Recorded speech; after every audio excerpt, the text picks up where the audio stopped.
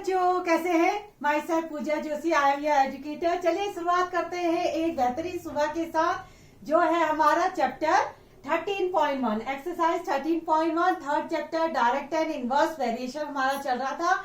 अगर आपने इसका प्रीवियस वीडियो नहीं देखा है तो प्लीज प्लीज प्लीज आप उसको देख के यहाँ आए, तब ज्यादा आपको बेटर समझ में आएगा। ठीक है, तो कुछ चीजें मैंने उसमें बताई थी।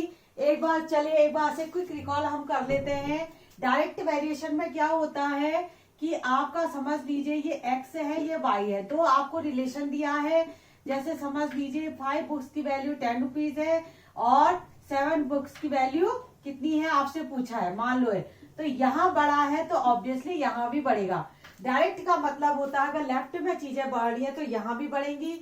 अगर कम हो रही है, जैसे समझ लीजिए यहाँ पर 2 है तो यहाँ पर जो वैल्यू होती वो भी कम होती। तो हम इस तरह से देखो, ये एरो का निशान आपको ये बताता है कि कौन बड़ा है कौन छोटा है।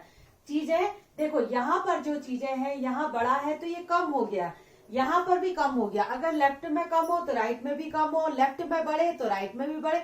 बस यही है इसमें, और कुछ नहीं करना होता है आपको। ये होता है x1 upon y1 is equal to x2 upon y2। ये पुरानी चीजें मैं बता रही हूँ आपको। अगर बाई चांस आपने नहीं देखा है, आप डायरेक्ट इसमें आए हैं तो कम से कम क्वेश्चन आप कर ले। देखो ये होता है, इसको x1 मानो और ये x2, ये y1 और ये y2। रिलेशन कैसे निकालते हैं? x1 अपॉन x2 करते हैं, x1 अपॉन y1 और x2 अपॉन y2, इस तरह से हम निकालते हैं। बहुत ही अच्छे क्वेश्चन, बिल्कुल मक्खन वाले क्वेश्चन है ये, तो आराम से आपसे होंगे, डोंट वरी, बिल्कुल कोई चिंता की बात ही नहीं है इसमें। चलिए अब हम आते हैं क्वेश्चन नंबर 4 में।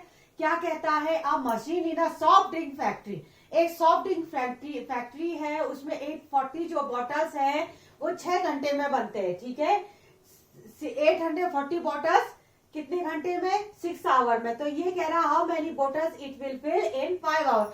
5 घंटे में कितनी बोतल फिल हो जाएंगी? तो सबसे पहले यहां पर लिख दीजिए let the number of bottles will fill, यानी कि हम मान लेते हैं कि एक्स बोतल जो है वो आपकी 5 आवर्स में फिल होती है। चलिए इसको हम ऐसे देख लें, हम टेबल बना लेते। ठीक है, तो टेबल हमने बनाई। यहां पर आप कह दीजिए पहला वाला कॉलम आप बना दीजिए, किसका बनाएंगे? बॉटल्स का बना दीजिए, नंबर ऑफ बॉटल्स कर दीजिए। यहां पर आप कर दीजिए आवर्स, समय को कर दीजिए। ठीक है, HOURS। देखिए, अच्छा अब रिलेशन आपसे कहा है, पहले वाले में क्या कहा है? 840 बॉटल्स भर रही हैं कितने घंटे में? 6 आवर्स में।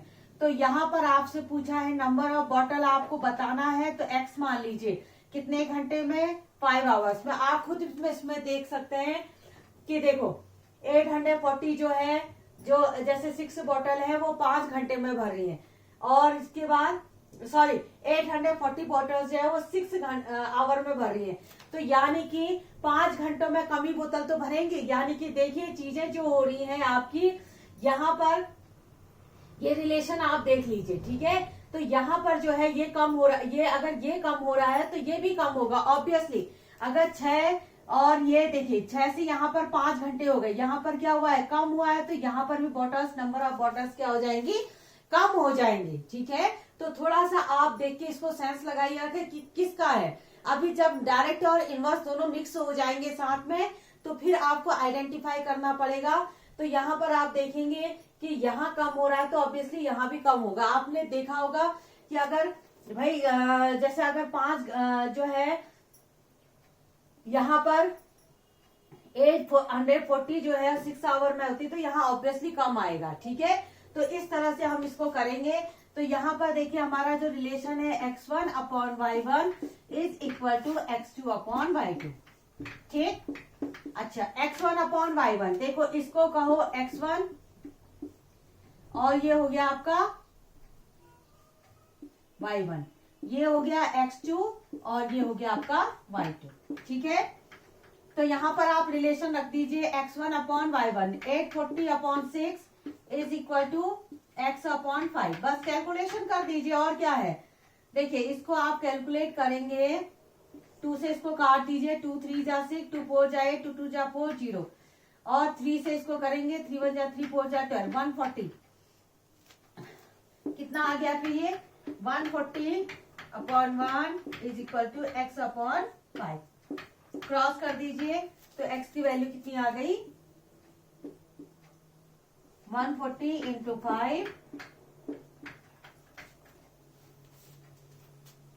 ये आ गई 700।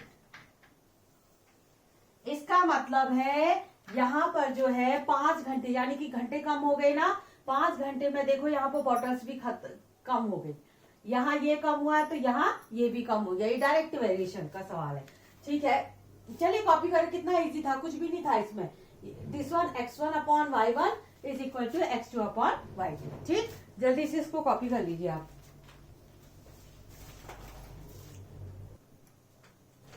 चलिए बच्चों आप करते हैं क्वेश्चन नंबर 5। क्वेश्चन नंबर 5 क्या कहता है आपसे। देखिए दिखने में डरावना टाइप का है, इतना डरावना है नहीं, ठीक है।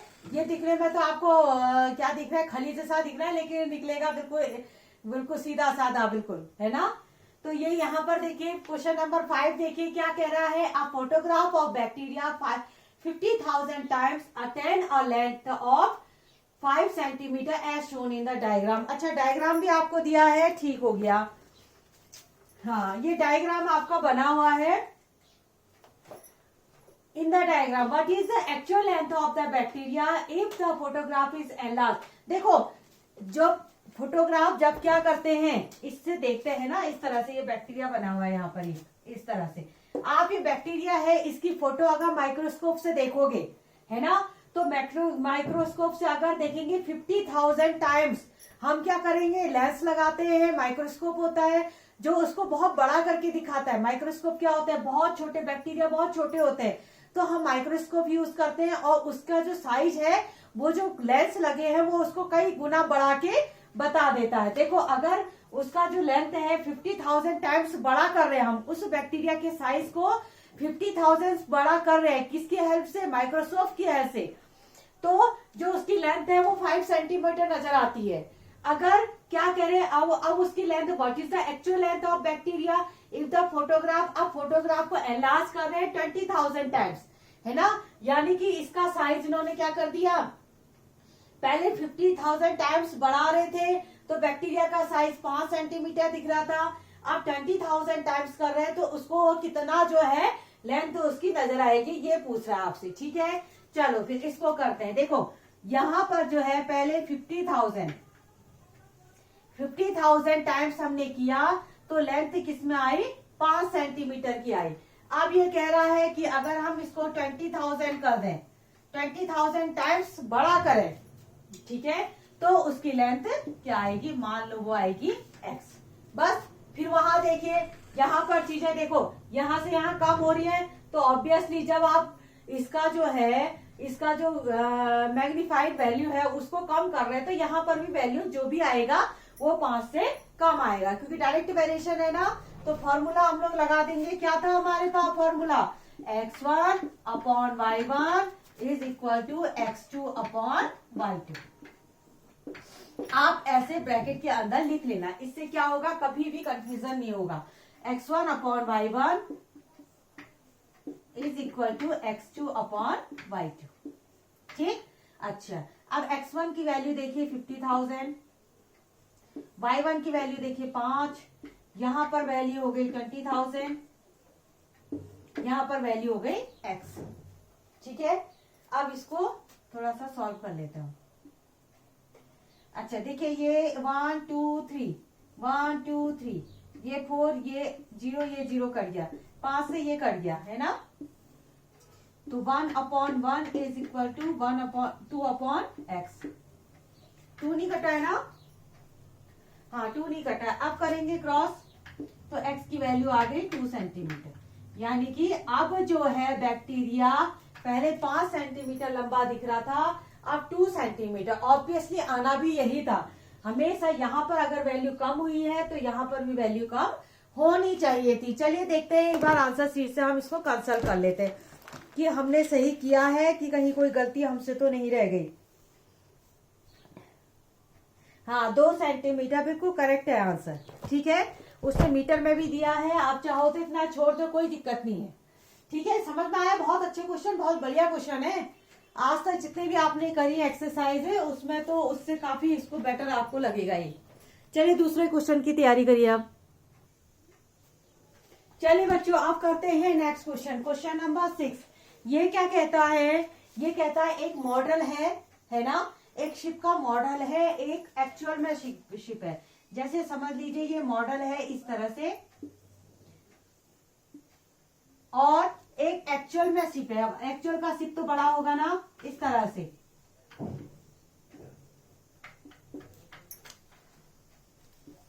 ये हो गए 2 शिप हो गए, ये है मॉडल, ये है एक्चुअल का। ये कह रहा है in a model of a ship the mast is 9 centimetre. Mast का मतलब होता है ये जो डंडी लगी रहती है, देखा होगा पुराने समय में भी ऐसे नाव लेके चलते थे तो उसमें इस तरह से डंडी लगी रहती थी और उसमें कपड़ा लगे रहता था, लगता था, उस तरह से वो हवा के उससे वो आगे को बढ़ती थी। तो इस तरह से मास्ट का दिया है। तो इसने कहा the mast of the 9 centimetre high while the mast of the actual ship, यानी कि ये जो इसकी जो हाइट है वो 9 सेंटीमीटर है मॉडल की, और जो शिप की जो मॉडल की जो if the length of the ship is 28 metre, यानी कि जो शिप जो है वो 28 मीटर लंबा है। क्या क्या दिया है पहले देख लो आपको। ठीक है, model of the ship the mast is 9 centimetre high. अच्छा, जो मास्ट जो मॉडल है ना, मॉडल है उसकी जो हाइट है वो है 9 centimetre high. And while the mast of the, ठीक है, मास्ट की हाइट है 9 सेंटीमीटर, इसको मॉडल मान लो। ठीक है, ये पहले वाले को आप मॉडल मान लीजिए, ये मॉडल की बात कर लेते हैं। ठीक है, क्योंकि ऐसे कंफ्यूजन ना हो हमको। और एक्चुअल शिप जो है उसके जो वाइल द मास्ट, इसकी जो हाइट है वो है 12 मीटर। ये एक्चुअल शिप है। ठीक है, देखो गलती मत करना, लिखते समय हो सकता है गलती आ जाए।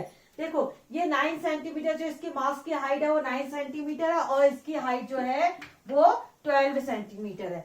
अब पूछा है if the ship is 28 metre, अगर शिप जो है 28 मीटर है तो आपसे इसकी लेंथ पूछिए ये कितना लंबा होगा, ये पूछा है। मान लो वो x मीटर लंबा है। ठीक है, ये समझ में आया? अच्छा, तो शिप की देखो, शिप की लेंथ लिख लेते हैं, हाइट नहीं होगी यहाँ पर, शिप की लेंथ होगी। ठीक है, ये आया मॉडल, ये आया एक्चुअल शिप।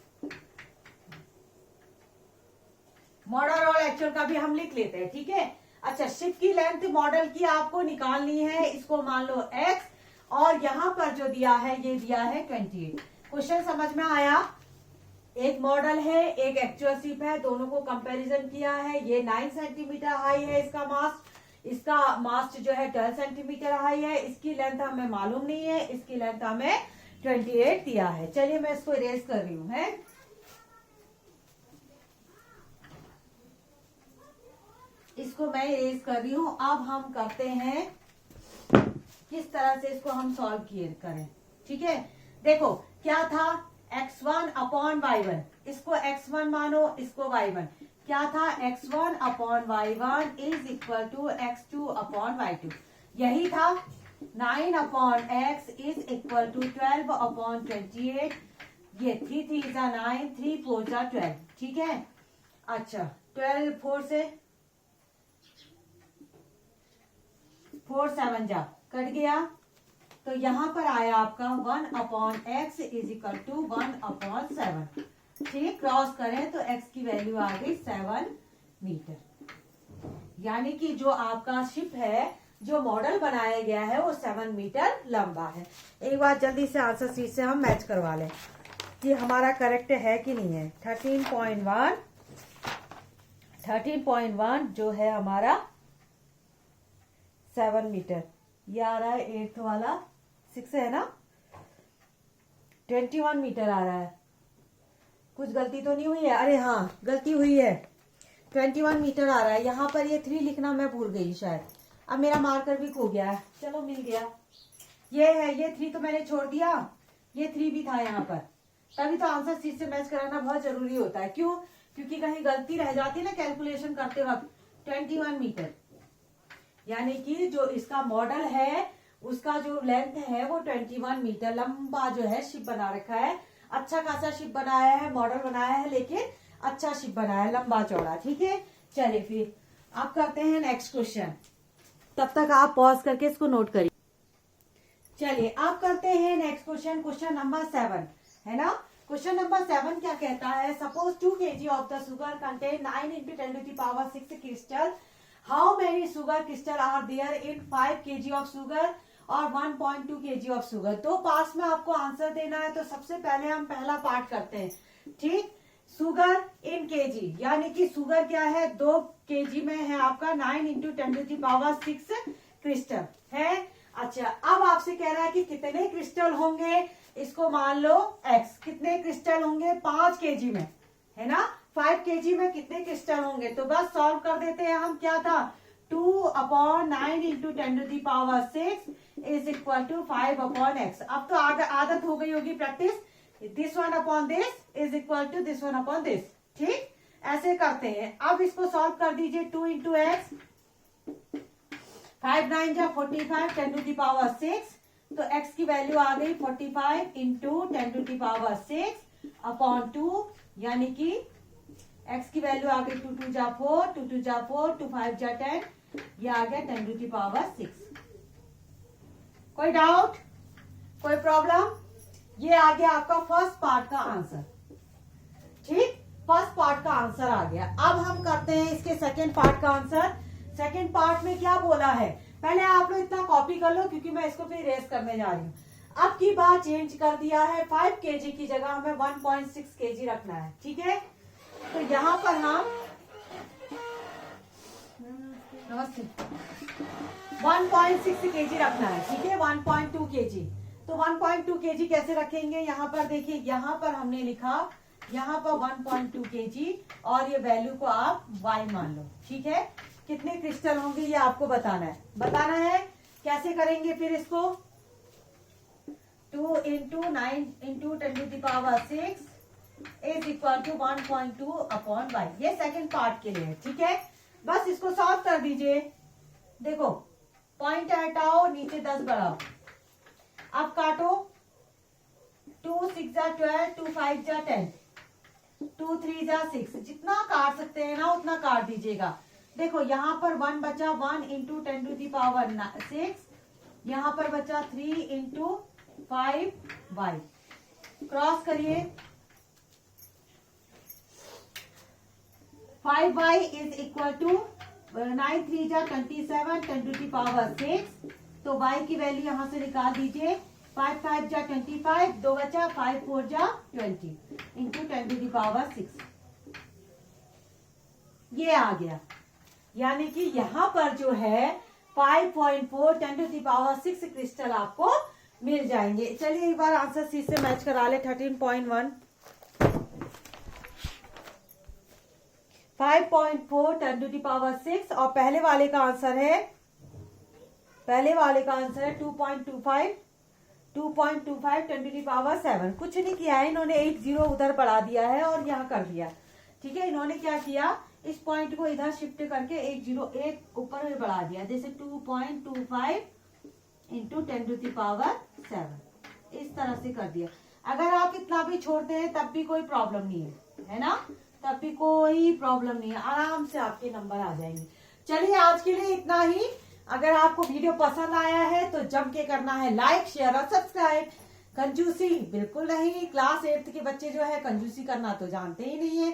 8 9 10 जो भी बच्चे देख रहे हैं इस वीडियोस को, तो कंजूसी बिल्कुल नहीं करेंगे, जम के करेंगे लाइक शेयर और सब्सक्राइब। थोड़ा सा मोटिवेट आप हमको भी करिए, तब जाके कहीं ना कहीं पर। और अगर आपको कोई वीडियो चाहिए या कुछ आप कहना चाहते हैं तो कमेंट के थ्रू आप कह सकते हैं। ठीक है, तो उसको मैं आगे चाहूंगी कि मैं कोई और वीडियो अगर चाह रहे हैं आप लोग तो उसको मैं बना दूं। चलिए ओके, तब तक के लिए बाय।